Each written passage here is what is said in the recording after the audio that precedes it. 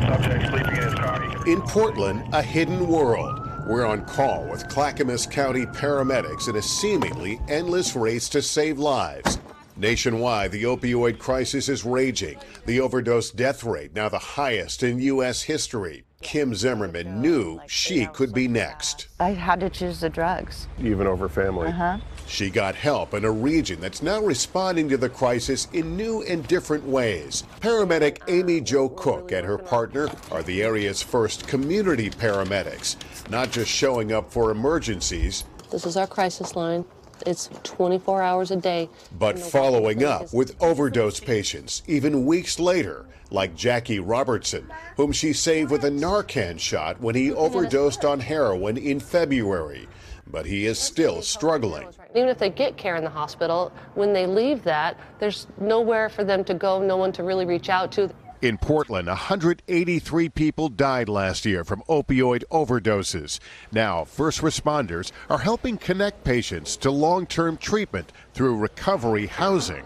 At Central City Concern, 1,000 people in recovery receive peer counseling, job training, and a bed for a journey that can last several months to over a year.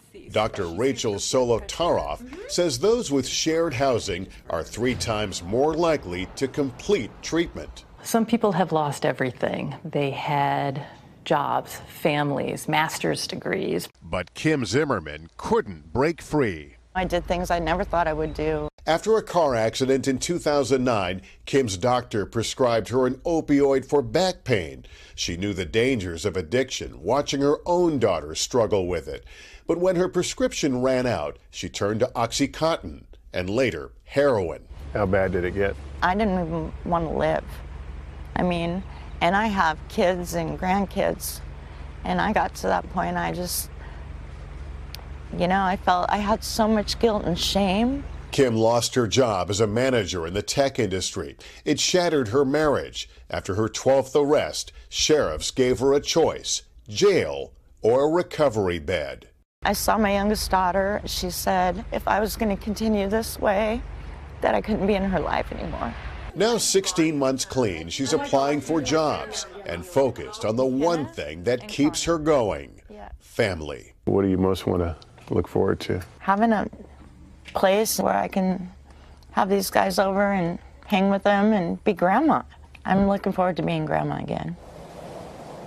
Officials here say the recovery beds are working, but they will need more funding to expand the program. Hey, NBC News fans, thanks for checking out our YouTube channel. Subscribe by clicking on that button down here, and click on any of the videos over here to watch the latest interviews, show highlights, and digital exclusives. Thanks for watching.